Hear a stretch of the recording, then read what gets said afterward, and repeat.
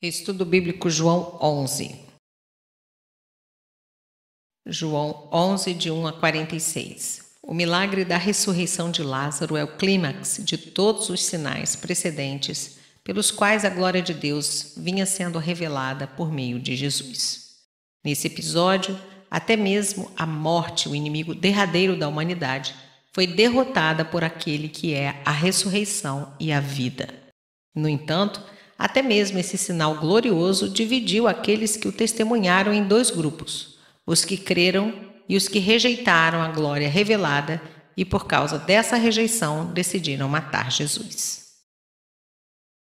Jesus não negou que Lázaro estaria morto por 4 dias, mas sim que Lázaro não permaneceria morto. No Novo Testamento, a morte é representada com frequência como o ato de dormir.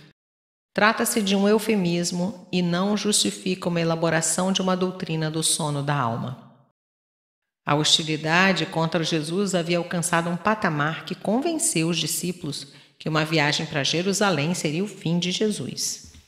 Marta ainda esperava um milagre, embora tudo indicasse que seu irmão estava irrevogavelmente morto. E quando Jesus falou de ressurreição, ela associou essa ideia ao futuro distante do último dia. No verso 25, Jesus declara o quinto "Eu sou". Ele não é apenas a fonte e o sustentador da ressurreição e da vida, mas também está intimamente ligado com esse propósito. Num sentido real, a ressurreição e a vida dos cristãos são a ressurreição e a vida do próprio Jesus. Marta, no verso 27, faz uma declaração de fé semelhante à de Pedro. A tristeza de Marta e Maria, bem como a das pessoas ao redor, deixou Jesus comovido e ele chorou na frente de todos, sem nenhum constrangimento.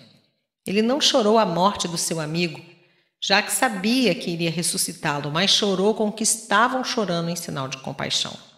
O Evangelho de João nos ensina que Jesus era totalmente humano, sem deixar de ser totalmente Deus. Os judeus ainda não conseguiam entender que tanto a cura de um cego como a ressurreição de Lázaro seria para que a glória de Deus pudesse ser manifestada.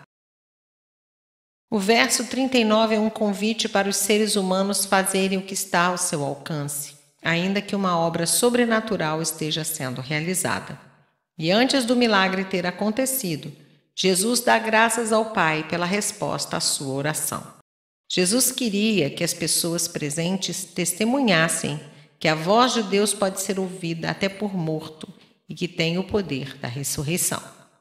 Sua ordem, que dá vida aos mortos, é uma ilustração vivida do chamado de Deus para dar vida espiritual àqueles que estão mortos pelo pecado.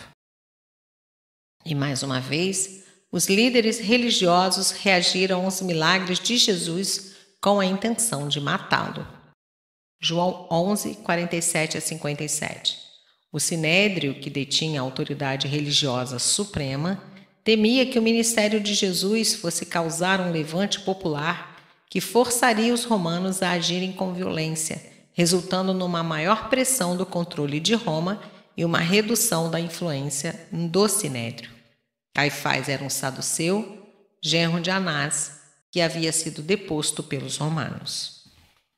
No verso 50, Caifás sugeriu que a execução de um inocente seria necessária para favorecer a nação. Ele, que era uma autoridade religiosa e, portanto, conhecia a palavra de Deus, se esqueceu do que está escrito em Provérbios 17:15. Pela providência de Deus, Caifás expressou uma grande verdade. Embora seus sentimentos não estivessem de acordo, seria uma bênção Jesus morrer, pois sua morte era necessária para a salvação não apenas do povo judeu, mas também de todos os que viessem a crer espalhados pelo mundo. Deus pode usar as palavras de um homem perverso e dar um sentido profético a elas, ainda que não tenha sido a opinião desse homem. O objetivo de Deus com a morte de Jesus estava claramente relacionado com aqueles que planejou salvar, os filhos de Deus espalhados ao redor do mundo.